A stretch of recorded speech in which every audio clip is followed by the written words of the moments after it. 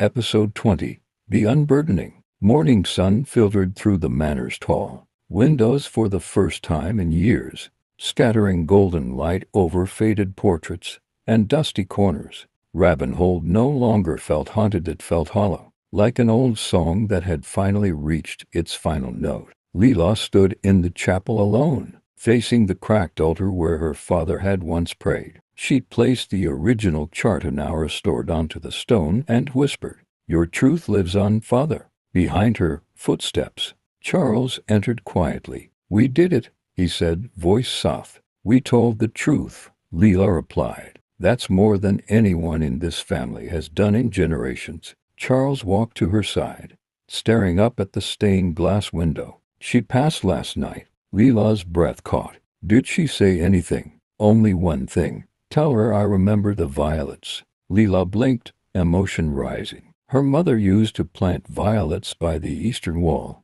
Margaret had uprooted them after her death. Maybe that had been her grief, too. In the dining hall, Celeste was packing her few belongings into a worn satchel. "I was going to disappear again," she said as Leela approached. "Run like I always did. But I think I'll stay. There are pieces of the past I want to tend." "Ravenhold could use a caretaker," Leela said with a smile. "A guardian of truth." As the day unfolded, workers began arriving, real restoration crews, not cover-up artists. Eliza oversaw them, directing with a fire in her voice and light in her eyes. She would turn Ravenhold into something more than legend, a sanctuary, a museum, maybe even a home.